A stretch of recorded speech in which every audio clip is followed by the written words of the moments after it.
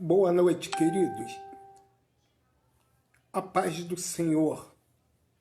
É um prazer estarmos retornando. Já estamos com saudade, porque hoje encerra o nosso estudo da Epístola de Pedro. E eu quero agradecer todos os senhores que acompanharam no decorrer dessa semana, desses dias, que Deus possa abençoar a vida de todos, rica e abundantemente. Oremos ao Senhor. Pai bendito, queremos te louvar por ter nos dado condições de ministrar a tua palavra no decorrer desta semana. Muito obrigado, e que ela possa alcançar os corações, ó Pai, porque a tua palavra ela é viva e eficaz. Ó Pai bendito, no nome de Jesus, que vidas sejam abençoadas. No nome de Jesus te pedimos, desde agora e sempre. Amém, amém e amém. Amados, hoje já encerrando o estudo, nós vamos estar falando da conduta da igreja no fim dos tempos. Vamos começar no capítulo 4 e vamos encerrar no capítulo 5. E eu quero começar esse estudo com uma pergunta. Devemos nos comportar à luz do fato de que estamos vivendo no fim dos tempos? Pedro, ele responde essa pergunta no capítulo 4, do verso 7 ao verso 11. E aí vocês vão encontrar no versículo 7 algumas mensagens. Nós vamos estar encontrando algo assim tremendo. Ele, no versículo 7, nós vamos encontrar a palavra: portanto, sejam criteriosos, sóbrios, dediquem-se à oração. No 8, ele vai dizer: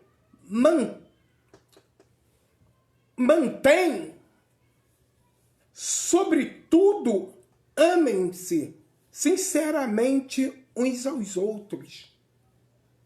No 9, ele vai dizer: sejam mutuamente hospitaleiros, sem reclamação.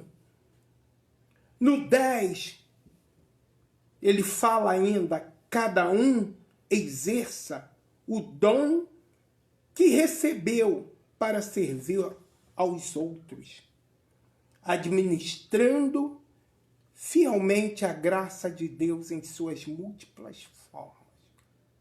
E no verso 11, ele diz: se alguém fala, faça-o como quem transmite a palavra de Deus.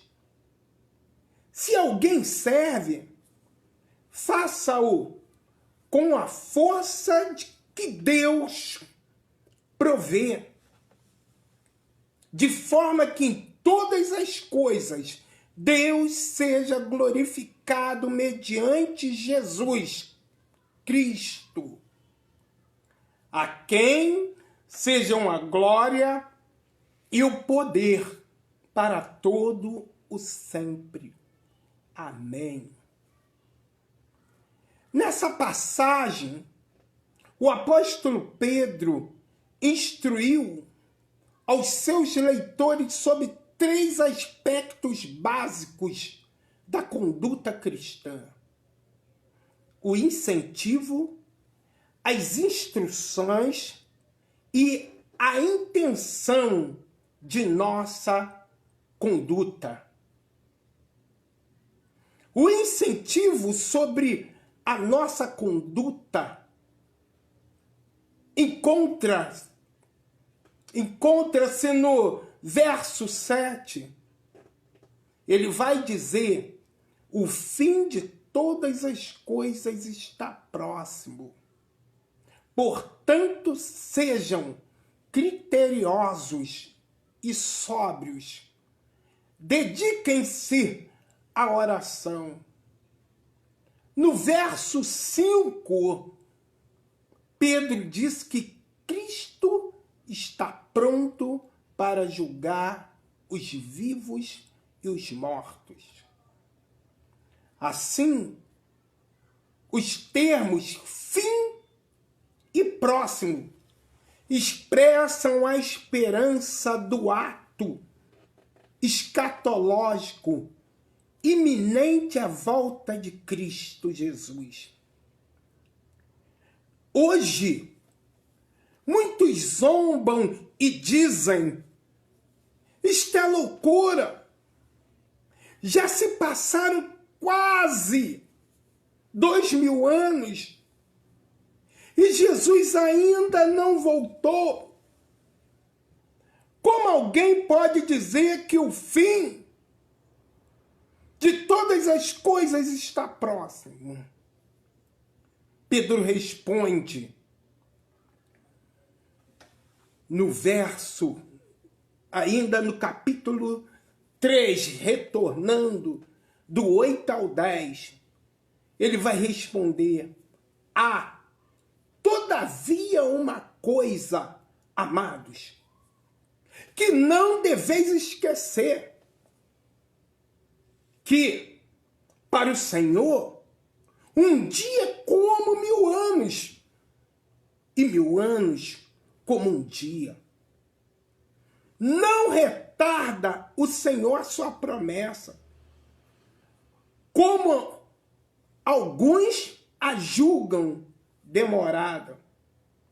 Pelo contrário, ele é longânimo para conosco, não querendo que nenhum pereça, senão que todos cheguem ao arrependimento.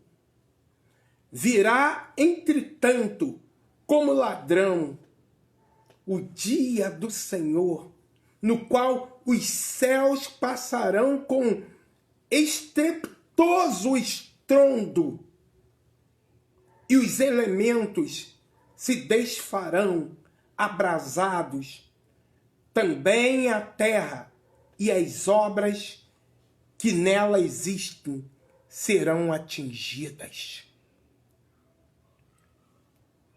O que tais escarnecedores não percebem é que a visão do tempo para Deus é diferente da nossa. 1000 anos para o Senhor é como um dia. Além disso, ele não deseja que nenhum dos seus filhos pereça. O fato de Jesus não ter voltado ainda não significa que o fim de todas as coisas não esteja próximo. Não é mesmo? Ainda que o Senhor Jesus não retorne enquanto estivermos vivos neste mundo, individualmente estamos muito perto do fim. Não estamos? Inclusive, dizendo individualmente, ele ainda não veio de uma forma coletiva, porém, ele tem vindo para muitos. Agora mesmo, com essa epidemia, quantas pessoas faziam plano de viver muitos e muitos anos e já se foram? Algumas centenas. Já podemos contar milhares. Então, amados, muitas vezes nós nos apegamos de uma forma coletiva, mas ele vem pessoalmente e precisamos estar preparados. E aí ele também vai falar sobre outra coisa, a instrução sobre nossa conduta. Ele vai dizer no verso 8, acima de tudo, porém, tende amor intenso uns para com os outros. Porque o amor cobre multidão de pecados.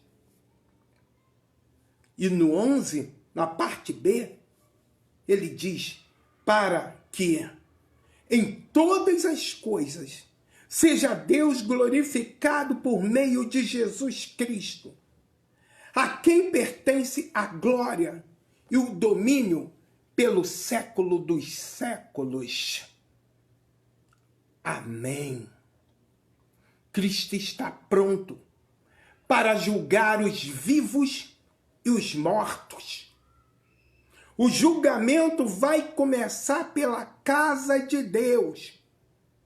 Então, aqui está como o povo de Deus deve se conduzir no fim dos tempos. Há 3 áreas específicas: oração, amor, serviço. Já passando para o capítulo 5, Pedro estava preocupado com o comportamento da liderança da igreja diante do fogo ardente das perseguições. Desta forma, ele estabelece a forma como cada um deve se comportar na igreja, principalmente em meio às lutas. Pedro sabia que uma igreja sobe ou desce devido à qualidade de sua liderança. Contudo, nenhum líder pode administrar sem apoio dos seguidores. E mesmo com líderes fortes e seguidores comprometidos com a obra, o pecador e o orgulho muitas vezes ficam no caminho e provocam graves problemas. Com esses fatores em mente, Pedro nos dá uma prescrição de uma igreja genuinamente saudável. Diante disto, ele aponta a exigência, a responsabilidade e a recompensa em apacentar o rebanho de Deus. E aí ele vai dizer, no verso 1, rogo, pois, aos presbíteros, que há entre vós, eu presbítero como eles, e testemunhas do sofrimento de Cristo. A palavra rogo significa literalmente chamar ao lado, ou no sentido geral, incentivar ou obrigar alguém em uma determinada direção. Rogo, pois, aos presbíteros que há entre vós. Pedro havia sido uma testemunha dos sofrimentos de Cristo e também participante da glória que está para ser revelada. Pedro testemunhou o sofrimento de Cristo durante seu ministério terreno, inclusive sua agonia no jardim, sua prisão e maus tratos em seu julgamento. Ele viu as cicatrizes nas mãos do Salvador ressuscitado. Ele testemunhou pessoalmente os sofrimentos de Cristo. A responsabilidade, pastorear o rebanho de Deus, encontra-se no capítulo 5, versículo 2 e verso 3. Ele vai dizer: pastoreei o rebanho de Deus que há entre vós, não por constrangimento, mas espontaneamente. A ordem, pastoreei o rebanho de Deus, traz à mente uma imagem bíblica do Antigo Testamento, onde Deus é o pastor e seus filhos o seu rebanho. E aí vocês vão encontrar o Salmo 23. Ele nomeou pastores para cuidar do seu rebanho. A recompensa. Qual a recompensa disso tudo? A coroa da glória. E aí ele vai dizer, no capítulo 5, verso 4, ele vai dizer: ora, logo que o Supremo Pastor se manifestar, recebereis a imarcessível coroa da glória. Significado é que a glória que os crentes vão receber não passa como a glória das flores e das realizações humanas. Nada pode tirar o esplendor da coroa, pois ela não está sujeita a qualquer força que domina este mundo. Entretanto, quando Pedro chega ao fim de sua primeira carta, ele compartilha algumas importantes orientações sobre como devemos permanecer firmes na fé. Pedro sabia que uma prova de fogo estava prestes a ocorrer e desejava que toda a igreja estivesse preparada. Para isso, Pedro deu aos seus leitores 6 advertências sobre como glorificar a Deus durante as perseguições. Ele disse: advertência, a primeira: sejam humildes, humilhai-vos, portanto, sob a poderosa mão de Deus, para que Ele, em tempo oportuno, vos exalta. Isso está no versículo 5 e versículo 6. Ele também disse: sejam confiantes, lançando sobre ele toda a vossa ansiedade, porque ele tem cuidado de vós. A terceira coisa ele vai dizer: sejam vigilantes, sede sóbrios e vigilantes. O diabo, vosso adversário, anda em derredor, como leão que ruge, procurando alguém para devorar. E ele vai dizer, número 4, sejam esperançosos. E ele diz: ora, o Deus de toda graça, que em Cristo vos chamou à sua eterna glória, depois de terdes sofrido por um pouco, ele mesmo vos há de aperfeiçoar, firmar, fortificar e fundamentar. A ele seja o domínio pelos séculos dos séculos. Embora a vitória seja certa, o apóstolo Pedro nos lembra de que o sofrimento e a dor vão acompanhar a trajetória cristã. 5, ele vai dizer: sejam fiéis por meio de Silvano, que para vós outros é fiel irmão, como também o considero, vos exortando e testificando de povo que esta é a genuína graça de Deus. Nele estai firme. E número 6, ele vai dizer: sejam amorosos. Aquela que se encontra em Babilônia, também eleita, vos saúda, como igualmente meu filho Barco. Saudai-vos uns aos outros com ósculo e amor. Paz a todos vós que vos achais em Cristo.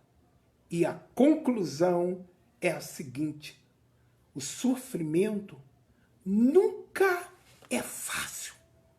Mas se nos humilharmos diante da poderosa mão de Deus, lançando sobre ele toda a nossa ansiedade, resistindo ao diabo, confiando em sua soberania e permanecendo firmes em sua graça, com os outros santos, podemos crescer firmes através do sofrimento.